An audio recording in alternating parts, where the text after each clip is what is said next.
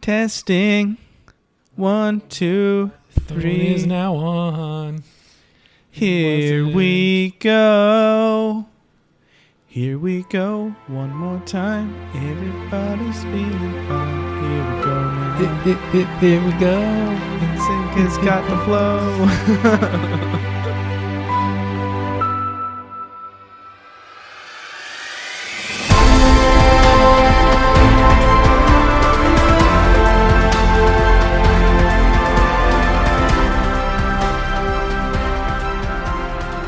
Welcome back to the Christ in Culture. This is Clint. And this is Gordon. And we're back for another week with you guys on the adventure. Yes, this is true. How exciting. Gordon, it's only been a couple days since we've recorded, but what's going on in your life? You know, I'm just really good. I had spiritual direction yesterday. Oh, nice. I had it today. Oh, nice. What a small world. Yeah. It was like charging a battery.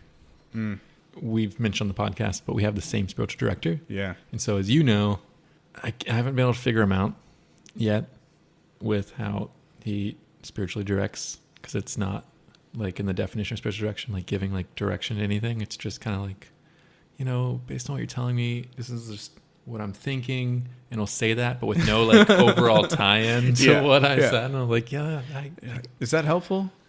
Yeah.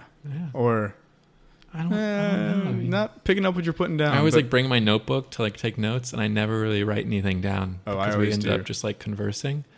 But I every time, even yesterday, sitting there, I'm always thinking like, do I need this? Like, is this helping me in any way? And I really enjoy our conversations, but I don't want to waste his time. Yeah. And afterwards, I left, and I go into adoration right afterwards, because I usually pray either before or after I go.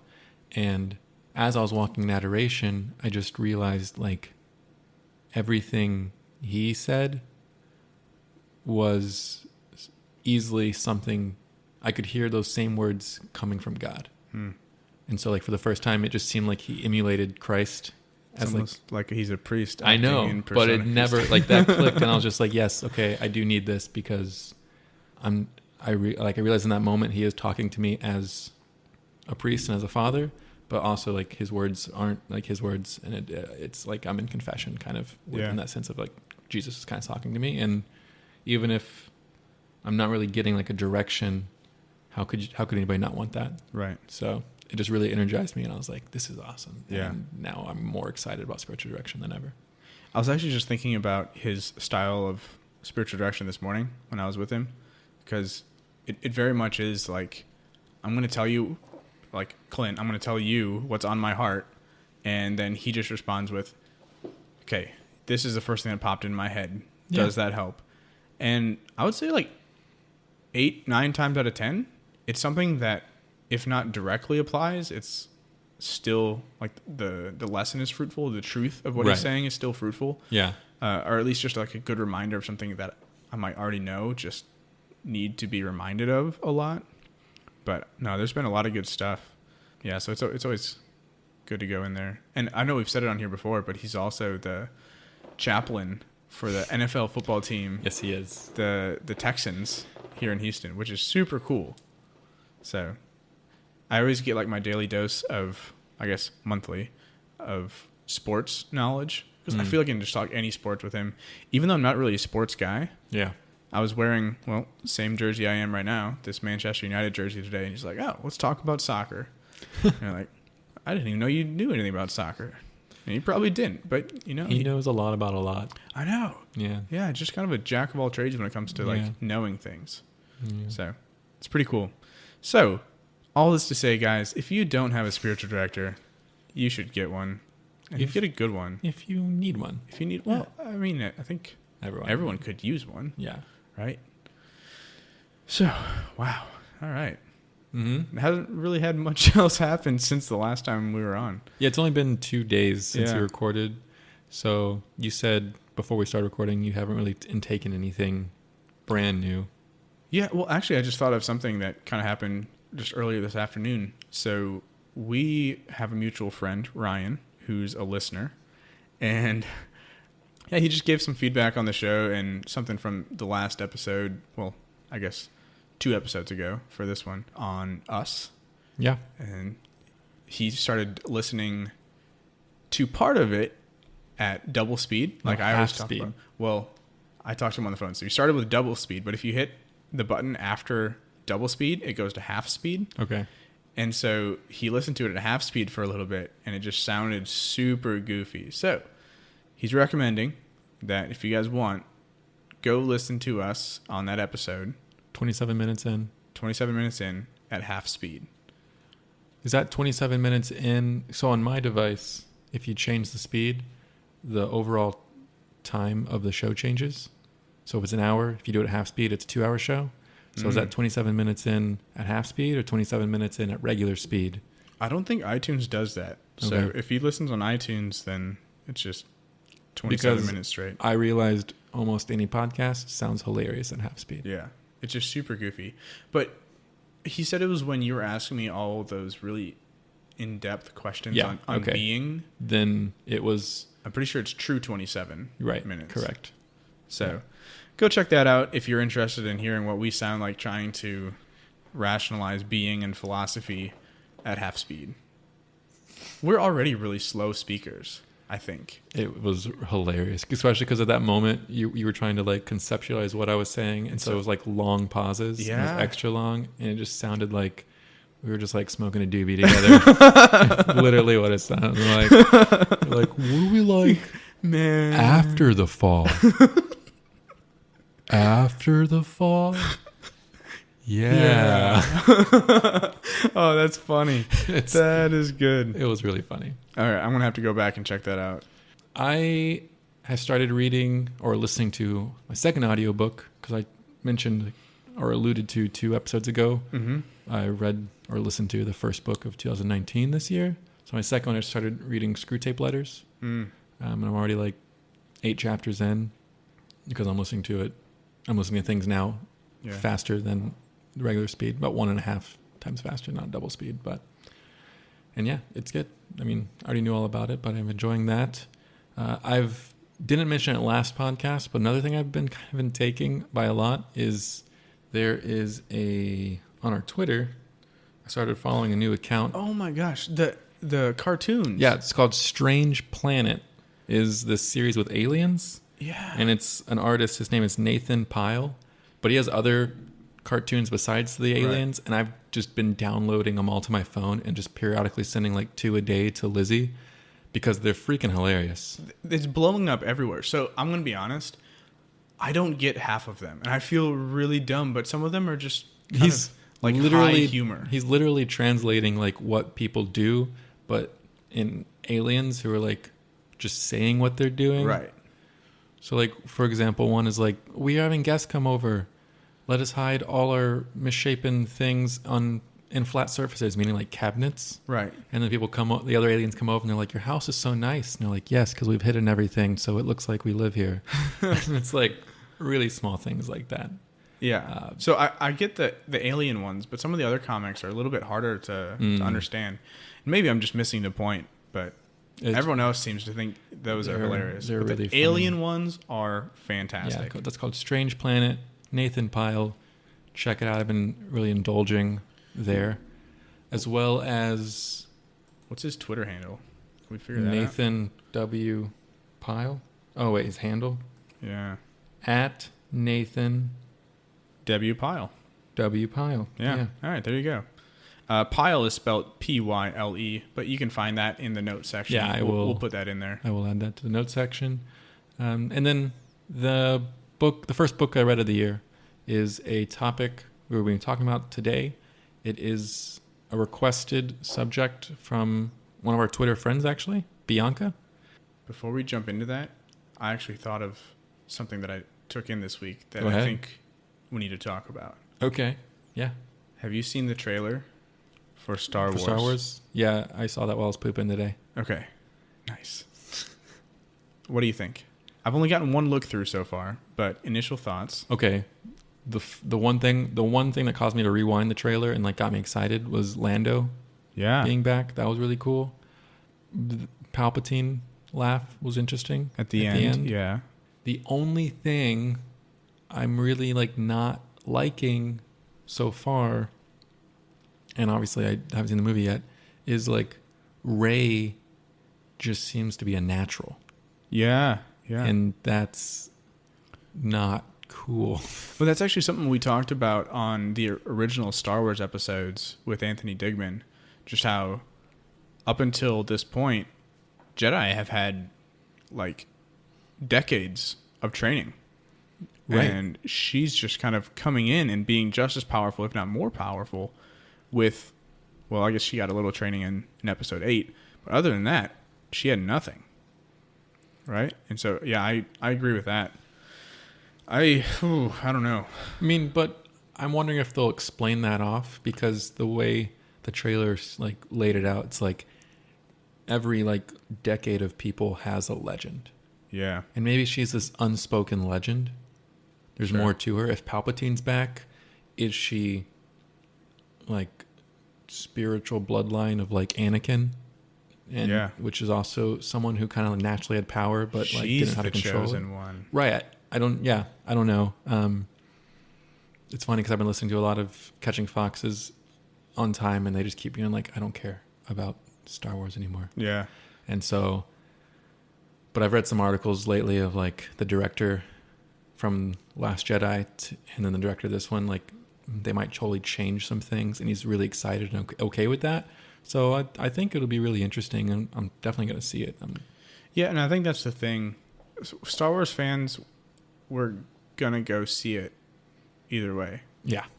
Just because we're curious. Yeah. I think there's going to be some people who are going just to see how much damage is done to like their beloved fandom. But, I mean, most of us are just curious. Like, we want to know what happens just because we like Star Wars. Mm-hmm. So. Also, Leia's still in it. Yeah. And that wasn't CGI. Yeah, I'm pretty sure they had most of it. Most of it. I don't think they had all of it recorded beforehand. They didn't have any of this one recorded before she passed away. Those were just shots from the second movie that they didn't use. So they wrote the movie around those shots so it could make it work. Really? Yeah. I did a lot of research after watching the... it was a long poop. Okay. Sounds like a good one. All right, cool. Yeah. All right, but anyways, I cut you off. So we'll reconvene on Star Wars as it gets closer, as more of a trailer unveils. Right. But yeah, so we were talking about... The Man Who Was Thursday, Thursday by G.K. Chesterton. I don't know if I even mentioned that yet. But... We did now. It's really funny because there was this period where a lot of things were requested like simultaneously, which is why we've been trying this year to go through them, because our list just got... And some of them I was just like... I've never heard of this, or I have, but what is it? And this was one of them, and I was just like, that just seems random. And I had this thought almost of like, that's not going to happen. Like, we're not going to cover that one. Like, thank you.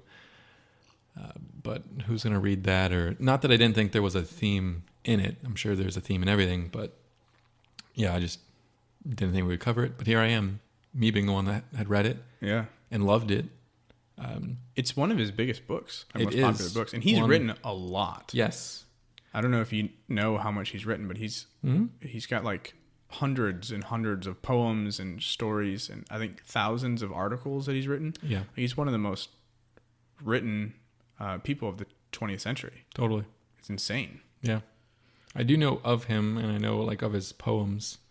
I've never read anything by him, so this is the first, and it is his staple, like his biggest book. And it is very poetical, as we will see soon when we dive into it.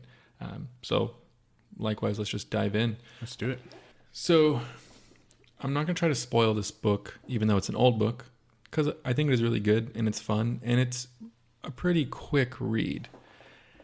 But it starts with two characters, Lucian Gregory, who just goes by Gregory, and Gabriel Syme, who goes by Syme. And Syme is the main character of this book. And it takes place in London. I don't remember kind of what time period, but kind of the same time period as G.K. Chesterton. So early, I guess, 20s, even maybe a little bit before that. But like very early, if not right on like the 1900s in London. And they're in a square.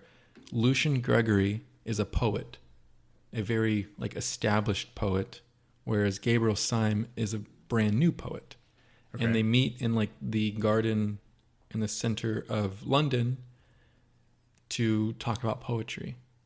Gregory is an anarchist who prefers like anarchy and disorder and thinks poetry and art comes from that. And Syme believes more in law and order, and that poetry and art like coincide better with law and order. Mm-hmm. And they have this discussion in chapter 1, which when I heard this whole discussion, I was like, this is all I want to talk about when we talk on the podcast. I just want to, because it's beautiful.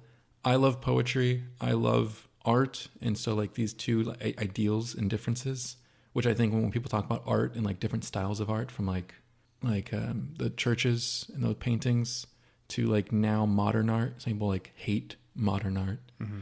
And because there's like no purpose to some eyes. Right. And I think there's no clear message, I think, to a lot of people. Right. So I think that's what they're kind of covering. So I'm going to actually read through. There's a lot here, this conversation or debate rather they have. Just out of curiosity, just going off the names. So Lucian comes from the Latin light, and Gabriel comes from the Hebrew for God is my strength. Does that tie into anything? Or maybe we can kind of keep that in mind as we go through. I don't know. I just think names are really important in a lot of stuff, and we've kind of seen that. I think right away, if we're talking about Syme being Gabriel as believing in more law and order, God in your strength, obviously, when we talk about chaos and order versus disorder, God sides with more of the order. Yeah. Okay. And lawful. Sure. As far as Lucian, Gregory, and light, enlightenment? I don't know. It's funny because, there's Lucius Malfoy. Yeah.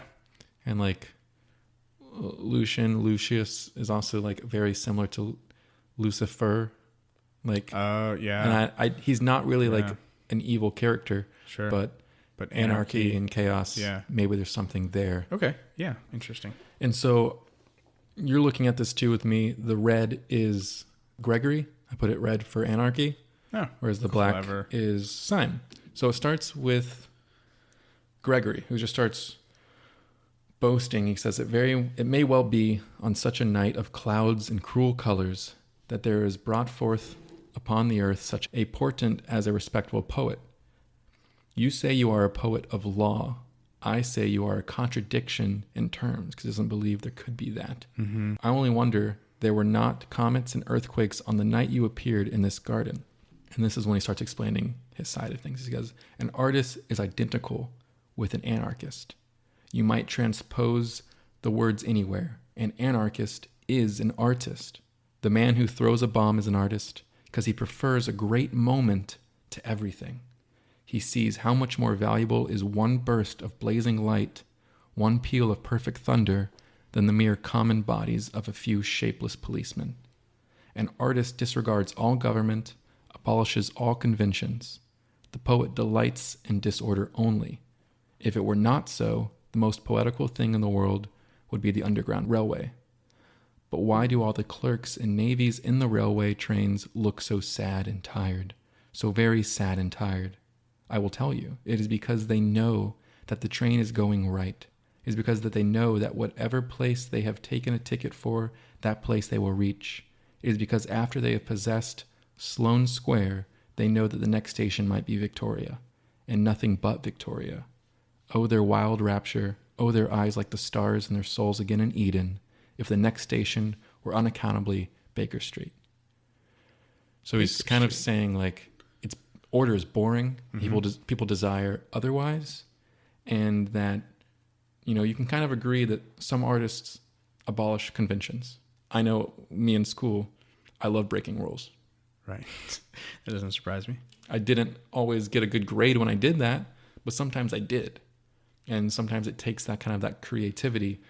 But there are unspoken rules that like most professional artists, if you really break those, are like, you can't do that. So I've said many times on here that I love languages, but in school that was definitely not the case. I hated literature class or English, whatever. And one of the things that I do remember though is one of my teachers said, I guess one of us asked, why do we need to learn this? It was like grammar or something, I don't remember. And she said something that still kind of sticks with me. you need to learn what these rules are so that if you become a master, you can break them. Right. And I think that's kind of what this is getting to, where the great artists break the norm. To play devil's advocate, you would argue, based on what your teacher is saying, is that you learn the rules so well that when you break them with purpose. Mm-hmm. So you're breaking them to a new rule of your own. Sure. Yeah. You're creating. Okay. You're not going completely off the rails. Yeah. Which is what I think he is implying. Like people just no rules, mm-hmm. Which in essence, I think is impossible. Right. Because based off what you're saying, you have to establish a new rule in order to break the old rules. Right. Okay. And so this is the rebuttal that Syme has. He says, "It is you who are unpoetical. If what you say of the clerks are true, they can only be as prosaic as your poetry. The rare, strange thing is to hit the mark. The gross, obvious thing is to miss it." Can we just break that down real quick? Yeah, we can go ahead and break that down. Feel free to stop me. Yeah, okay. I knew. That's too hard to... Isn't that awesome? To not say. And I'm sure this is intentional. G.K. Chesterton was a Catholic writer. Oh, later there's in his so life. much Catholicism in this book, and I'm not even going to bring up all of it. Part of the reason why I love Chesterton is not directly him, but because I love Tolkien and the Inklings, mm-hmm. and they get a lot of their inspiration from Chesterton. So, going off of that, when he says the rare, strange thing is to hit the mark, he's literally talking about sin. Well, what we're created for, right? Because the definition of sin is to miss the mark, and that's where he goes here. The gross, the obvious thing is to miss it. Yeah. Right. So he's talking about the gross thing, the obvious thing is to sin, but the rare thing, the strange thing, is to do what we ought, what we were created for. And he's replying in this idea of the train, like making the destination that he's saying previously is boring to people. Like, I know where the train's going. Well, that's actually the more rare thing, to make it where you're trying to. Mm-hmm. And the gross and obvious thing is actually to not make it to the station that you bought a ticket to go to. Right. Which I think can be so true in our spiritual life. Or like, I'm striving for holiness, or I'm striving just to be a good person. Right. Or I'm striving to make it to Friday with my sanity and not to get upset at all once this week. And often we don't never make it to that station. Yeah, that one was pretty tough this week. Yes. And so he continues on. He goes, "We feel it is epical when man with one wild arrow strikes a distant bird. It is not as epical when man with one wild engine strikes a distant station. Chaos is dull, because in chaos the train might indeed go anywhere, to Baker Street or to Baghdad.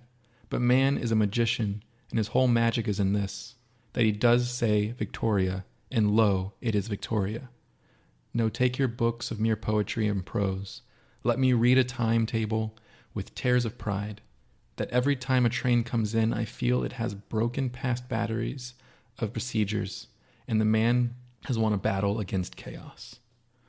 So now, once again, if you want to stop there and break that down, we're even saying, like, once again, hitting the mark is not only rare and strange, but is hard and a battle. Yeah, I think this is going down to what you were saying before about, to break the rules, you create new rules. Because in that first example, when he says, instead of going to, what was it? I'm digging through here. Mm-hmm. Wherever that first station was supposed to go to. Was it Victoria? Yeah. Instead of going to Victoria, he's saying, you're going to Baker Street. Mm-hmm. But in this response, Syme is saying, okay, but who says you're going to Baker Street? Right. You could be going anywhere. If this is true anarchy, there are no rules. Right. Who says it's even on this planet? Yeah. And he's like, the more marvelous thing is to say where you're going and go there. Right. That's the magic. Yeah. That's the beauty. Mm-hmm. So then it continues on after this battle against chaos. You say contemptuously that when one has left Sloane Square, one must come to Victoria. I say that one might do 1,000 things instead, and that whenever I really come there, I have the sense of hairbreadth escape. And when I hear the guards shout at the word Victoria, it is not an unmeaning word. It is to me the cry of a herald announcing conquest. It is to me, indeed, Victoria. It is the victory of Adam. This makes me think less of trains and more of airplanes. You know, Okay. You think of someone who is just terrified of flying, right? What's the first thing that happens when they land? Oh, thank God. Right. Right? I could have, like, something could have happened. We could have not landed at all. We could have had to reroute and go somewhere else. Yeah. But when you find out, okay, we're landed, we're on time, we're where we're supposed to be, there's just like this sigh of relief. And I think even still, there's going to be people who might be kind of numb to that, people who travel a lot and stuff like that. But deep down, like there's this relief, like I'm where I'm supposed to be. And especially I think the big thing is I'm where I'm supposed to be on time and I'm safe. Mm-hmm. Right? And so I think that's kind of a more modern adaptation of this, I think. I think that does make sense. I think it's challenging to picture this metaphor with a train because it's on rails. But I think that was to no like accident with Chesterton. Sure. And I think with our faith and spiritual life, you know, there's that battle of an omnipotent God and free will. And so it's like this idea of, okay, we do have free will. And he's even saying, yeah, I can say I'm going to go to Victoria, but a person can choose 1,000 things other than actually getting there. And so when I finally hear, like, I made it to Victoria, I've won. And so it's like, even though it seems silly, like, but you're on rails. It's like, yeah, but I can do anything because there is free will. I wonder if even that name of the station was Victory. Victory. Mm-hmm. Yeah. Yeah. He's good. And then there's one more little small rebuttal, and he says, and even then, this is Gregory replying back, we poets always ask the question, and what is Victoria now that you have got there? You think Victoria is like the New Jerusalem. We know that the New Jerusalem will only be like Victoria. Yes, the poet will be discontented even in the streets of heaven. The poet is always in revolt. So he's saying even though you made it and you've won, what's for you there, you're going to still want to go to the next thing. Like that's like, okay, you've won. Now you're done with this journey. Sure. And he's like, even when we make it to heaven, we're going to feel that way because at our core, we are anarchists. Right. Interesting. Do you have anything there? You want to keep going? I mean, I plead the opposite.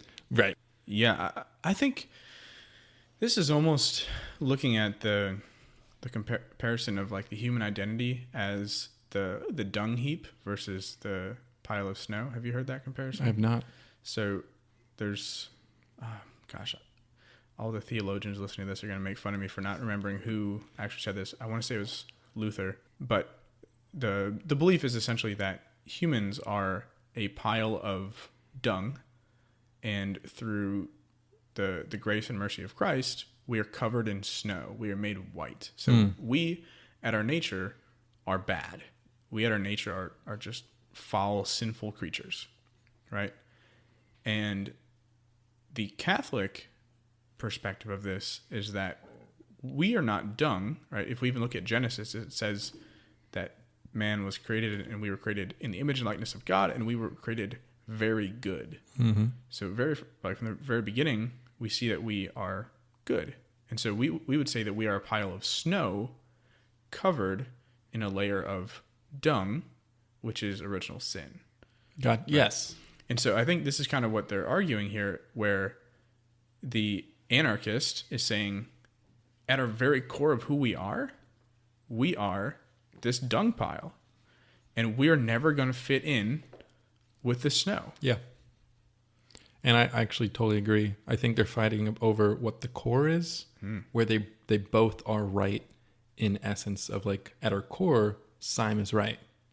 But in our fallen nature, Gregory speaks some truth into our desire. So yeah, like we make it a Victoria. I want to say victory. Make it a Victoria, and we do get bored and we want to do the next thing, but that's not how we are actually created. Right? Is our identity in the fallenness, or is our identity something other? And we as Catholics would say our identity is beyond our fallen nature. And I think, just going with what is boring, fallen nature is boring. Right? If we're being honest, and this is probably something that he talks about based off of the last response, but falling into the same sins over and over and over again, that is boring. Right. Like greatness, being a saint, I think that's exciting, right? Because you are being who you were meant to be in an extraordinary way. Right. And in a more of a, because I don't disagree, but in more of like what Simon is saying, it's also just rare. Yeah, sure. And it's just, that's what makes it so marvelous and like so magical. And I don't like using that word magic, but I'm just referring to what they said, because it's special. It's not, I wouldn't say it's harder. Well, yes, it's harder. Yeah. It's harder. Absolutely. Yeah.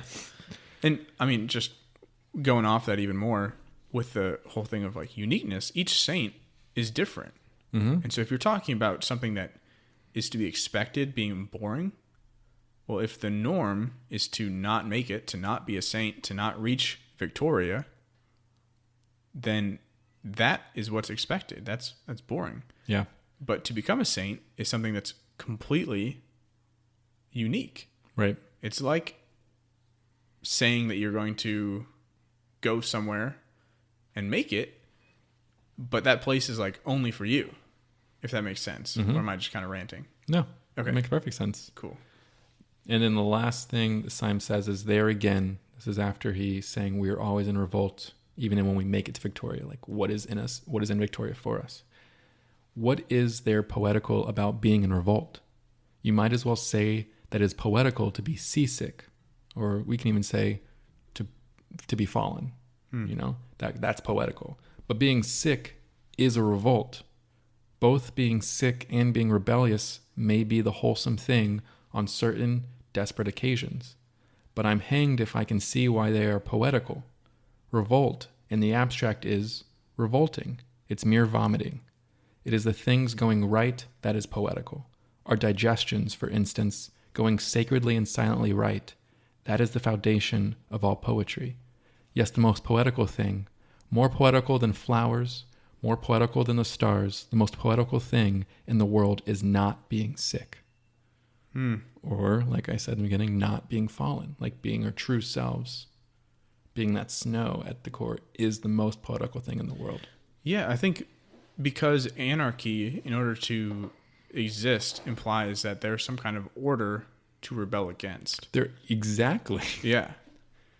Okay. Yeah, that makes sense. And it's kind of like our episode we talked about good versus evil. The fact that there's evil implies that there's something that is good in which you can compare with, right? And so evil automatically is something that is contrary or void of that good. Yeah, because revolting that good. In the other way, if Gregory actually believes what he says to be true, and he believes that law is wrong and there actually shouldn't be a law, well then really in his eyes, what he does is law. And what law is anarchy, because it's going against his own ideal. Yeah. But you can't think that way. So like both can exist in his world, but both have to exist for one to exist. Right. So it's already like a paradox. It's self-defeating. Yeah. Yeah. And at this point, Syme challenges Gregory to prove his anarchism. Like he's like, okay, you're speaking words, but you actually like live this way. And in this book, you find out like anarchism is throwing bombs, like blowing things up, and to the point of like the world burns and I die in it too. But that's better than this order. Yeah, I mean, anarchy by its very nature has to be destructive, right? And it has to be imploding upon itself. I think we talked about it once in Philosophy of Tolkien when I was reading that book. I think I mentioned it on here, how evil is a parasite, and a parasite, if it succeeds, it kills its host.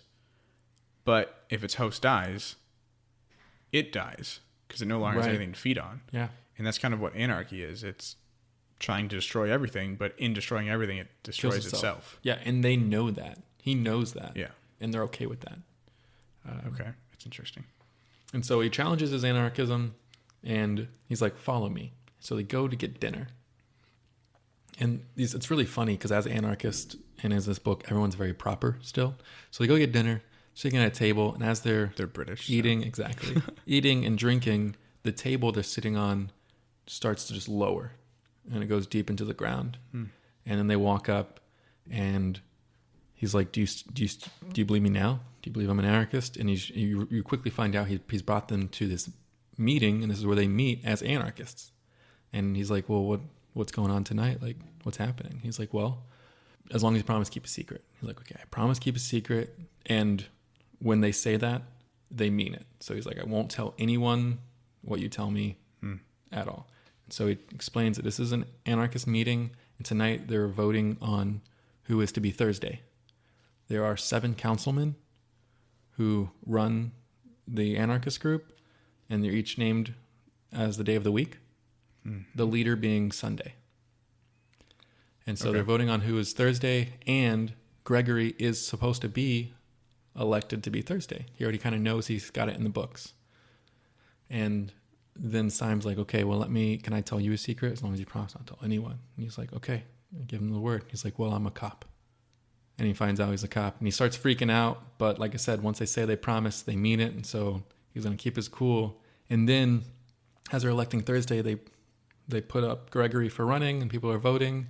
And Sime disagrees with the vote and proposes himself to be Thursday and gets elected. Because he's like very witty. And so he becomes Thursday, an undercover cop, as an elected official for the anarchists.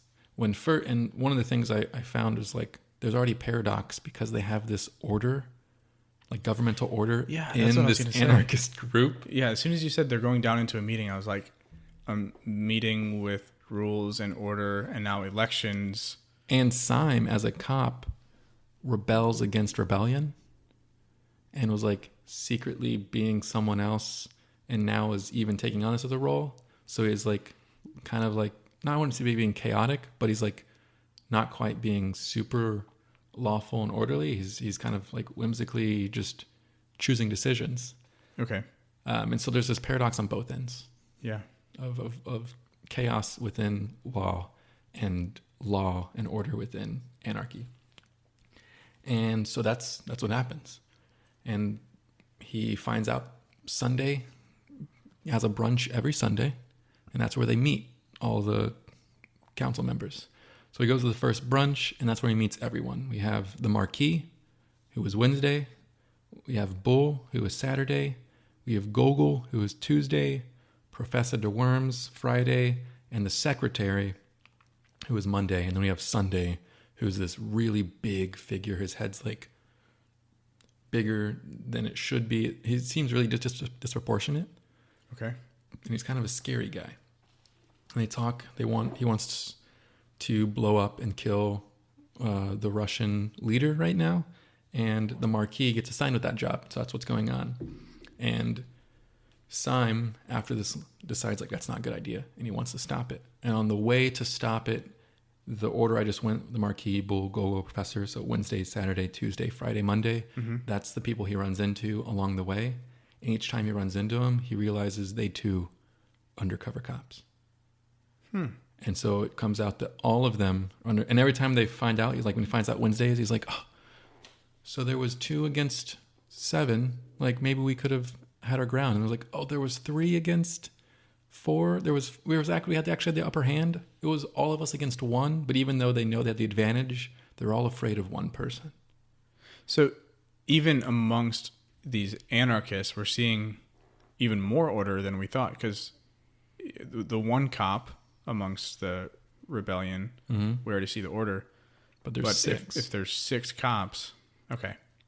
Yeah, so even amongst the chaos, there has to be But they're order. still afraid. They know they have the upper hand to like take this whole thing down. Yeah. They're still afraid of Sunday. And the question just becomes in the whole book, who is Sunday? Okay. And what kind of power does he have? And that's the only thing I won't spoil. If you want to know who Sunday is, read the book. Okay. But the last like really big theme, well, actually before that, let's back up. Rewind. There's a scene where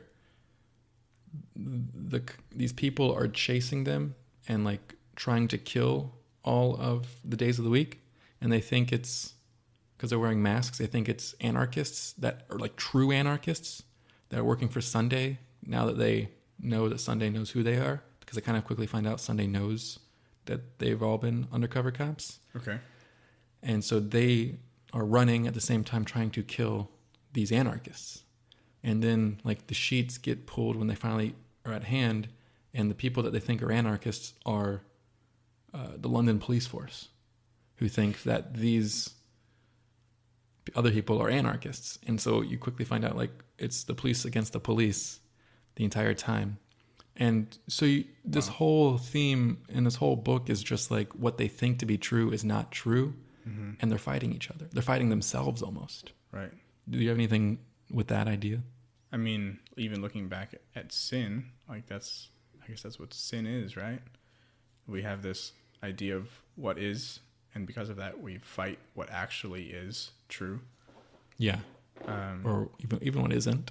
Sure. Yeah. I mean, reading. I mentioned reading like Screwtape letters. If he's distracting us with false truth, then he'll keep us there. Right. Yeah. And as well as if we're following a truth, but an improper truth, like he's just going to put us in. We're going to be fighting these battles that aren't really pertinent to the big picture. Right. I think it's also just kind of reiterating what we've been saying of order within the chaos. If the cops represent order, and we see two groups of anarchists, and all of them are actually cops, it's kind of going back to there is no anarchy without order. At least that's kind of what I was thinking about as you were kind of painting that picture. Yeah. No, it's true, because as the leaders get revealed as cops and you have Sunday, the question as a reader, I think, does become like, what does true anarchy look like? As you're seeing this and you're like, okay, well, this can't be it. Even before, when you went to the meeting, you're like, they have like a council? Right. So it's like, what would true anarchy even look like? But yeah, I don't know if there's an answer for that. I think it goes back to what we were saying before. It just can't exist because it's self-destructive. Yeah. Or if it does exist, it exists only like temporarily. Yeah. Until it finishes its mission. And then which is gone. Yeah.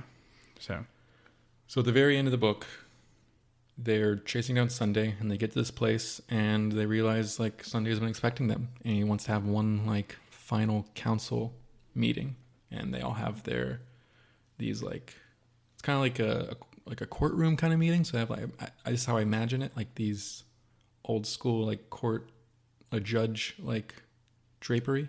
Okay. And they all kind of get excited because they're made each for their day of the week, and so they're putting it on to go figure out what happens. And this is what it says. It says, along with this, in a kind of crescent, stood 7 chairs. So we have 7 chairs of the week and kind of a crescent, and the thrones of the 7 days. Gogol and Dr. Bull were already in their seats. The professor was just mounting to his. Gogol, or Tuesday, had his simplicity well symbolized by a dress designed upon the divisions of the waters, a dress that separated upon his forehead and fell to his feet, gray and silver like a sheet of rain. The professor, whose day was on the which the birds and the fishes, the rudder forms of life, were created, had a dress of dim purple, over which sprawled goggled eyes, fishes, and outrageous tropical birds, the union in him of unfathomable fancy and of doubt. Dr. Bull, the last day of creation, wore a coat covered with heraldic animals in red and gold, and on his chest a man rampant. He lay back in his chair with a broad smile, a picture of an optimist in his element.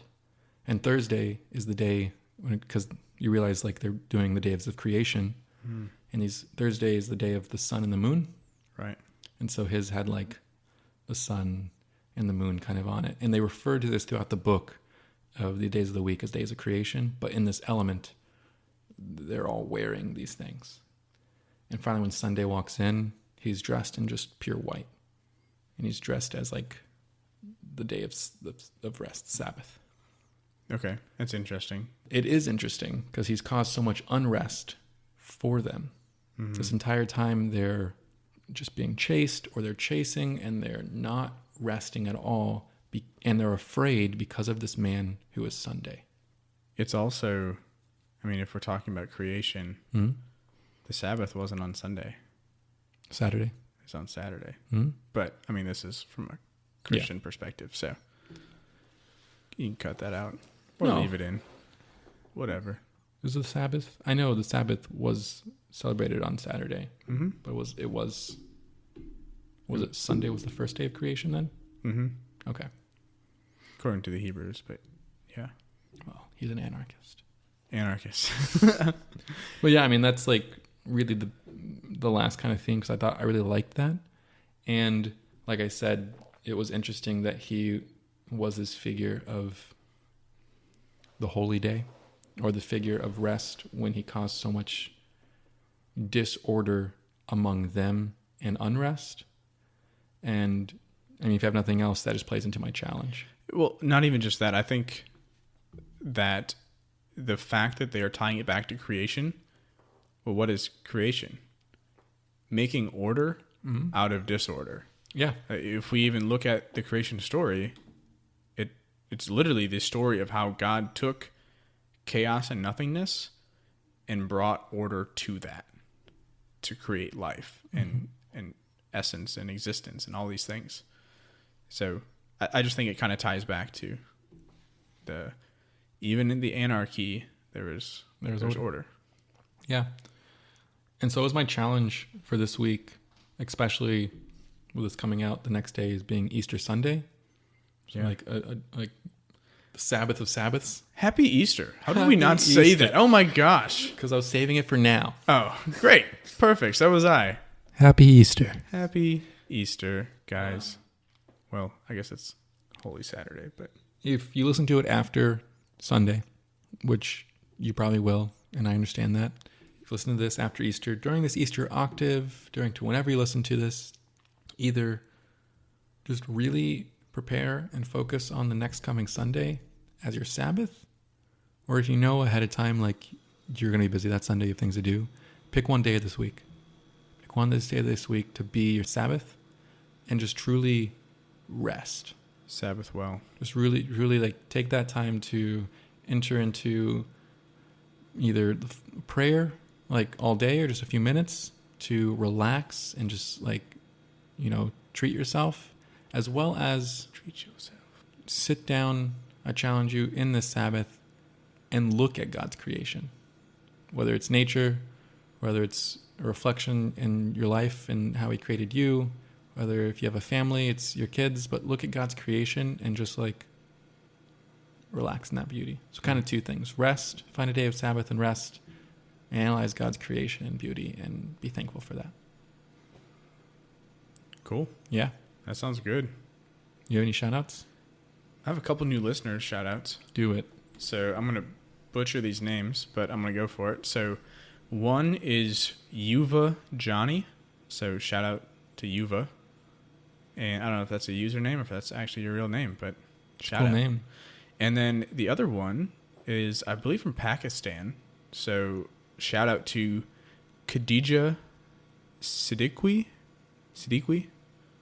I don't know. Okay. But shout out. There you go. Those are my two. Thank you for listening. I want to shout out Bianca one more time. Yeah. For recommending this book and getting me to read. Bianca. I also like to just a private shout out. They're probably not going to hear this, but the Hamricks, who are parts of Adore, just for personal intention, just shout out to them. If you have in your time, listeners, just offer up a prayer sometime this week for the Hamricks. Cool. Otherwise, thank you guys for listening. If you're a new listener, thank you for joining. Yeah. Check us out at our website, thechristinculture.com. Mm-hmm. From there, we have blogs, we have a few videos, we have all these podcasts, as well as you can find our social media accounts from there. We have a Facebook, The Christ in Culture. We have a Twitter. At On The Adventure 2. And just rate us, either on Facebook, rate us, and however you listen to us. Any small rating shares us with hundreds of people. Share our stuff on Facebook, share our stuff on Twitter. That also reaches lots of people, hundreds of people, as well as offer up ideas, things you like or don't like, because we'll mention that either at the beginning or the end of a podcast, as well as topics like this, like Bianca and a few of the other podcasts we put out this recently, because we will check them out. Yeah. And we will cover them. We'll do our best. Yeah. And if you guys like what we do, please consider supporting us on Patreon. You can find us at patreon.com/The Christ in Culture. And from there, you can support us financially for only a couple dollars a month or more if you so choose. And in return, we will give you extra content and rewards. This is a way of helping us build this show. Like we said last week, Gordon, Steve, and I make nothing off of this show. Nope. All of this is going back into trying to build this up, trying to pay for all the fees and stuff that it takes to keep this going. And honestly, since we just got out of Lent, a lot of you are probably giving up things that you really enjoyed and saving a little bit of money. So for the cost of one coffee, you could be able to join our lowest tier, or maybe one meal, you can join a different tier. You know? That's one coffee a month, and you can help support us. And it's huge just having each and every one of you join us. So thank you to our patrons. And unless you have anything else, I do not. Thank you guys for joining us in the adventure this week, and we'll see you next week. See you next week.